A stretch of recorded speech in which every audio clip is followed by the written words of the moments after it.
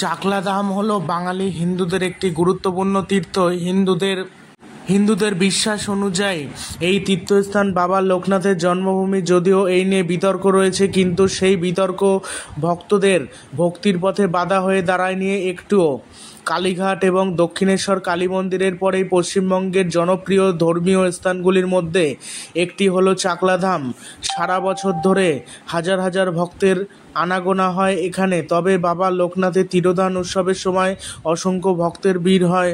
অনেক দূর দূরান্ত থেকে লোক আসে এখানে পুজো দিতে লোকনাথ বাবার কাছে।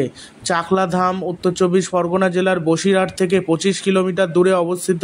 বাবা লোকনাথ বা লোকনাথ ব্রহ্মচারী ছিলেন হিন্দু সন্ন্যাসী তথা সিদ্ধপুরুষ। বাঙালি হিন্দুদের কাছে তিনি অত্যন্ত পূজনীয়। তার বাবার নাম রামকানাই ঘোষাল, মায়ের নাম কমলা দেবী। বাবার ইচ্ছায় বালক লোকনাথ ব্রহ্মচর্য ধারণ করে গৃহত্যাগ করেন। তার কর্মময় তীর্থক্ষেত্র হলো বাংলাদেশের নারায়ণগঞ্জের সোনারগাঁয়ের বারদি আশ্রম। তিনি বলতেন, ভক্তরাই ভগবান, ভক্তের মাঝেই ভগবান বিদ্যমান।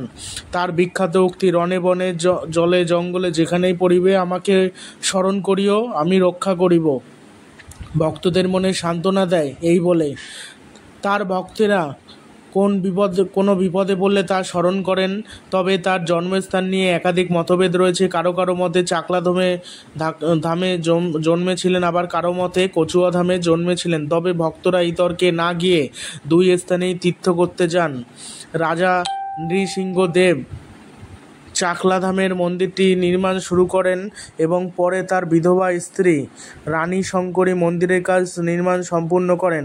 চাকলা ধামের মূল আকর্ষণ এখানকার মন্দিরটি একটি জমির ওপর নির্মিত এবং সমস্ত মন্দিরটি মার্বেল পাথরের তৈরি। মন্দিরের খালি পায়ে প্রবেশ করতে হয়, আর মন্দিরের বাইরে জুতো কাউন্টারে রাখতে হয় এবং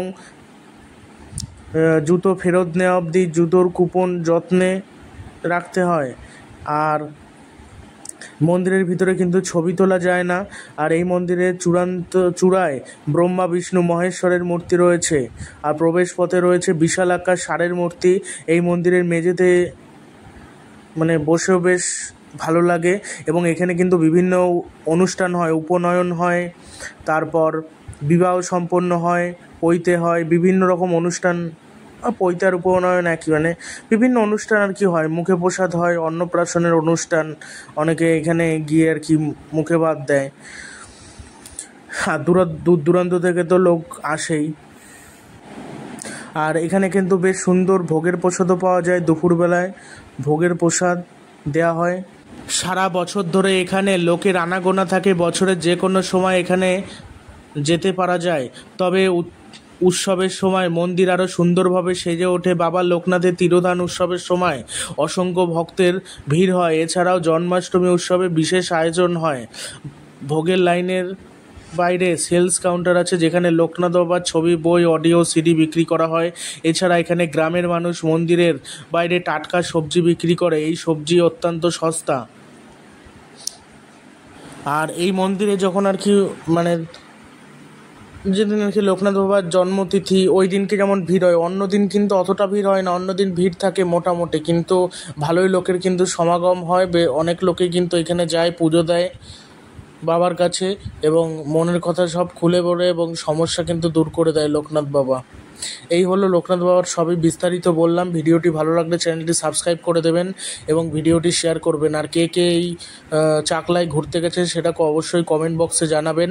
আর এই চাকলা মন্দিরে কিন্তু আরও এছাড়া বিভিন্ন আর কি মন্দির রয়েছে, শুধু লোকনাথের মূর্তি বাদও আর বিভিন্ন আর কি লোকনাথ বাবা ছাড়াও আরও অনেক ঠাকুরের মূর্তি রয়েছে, শিব আরও অনেকে রয়েছে এবং দারুণ দারুণ।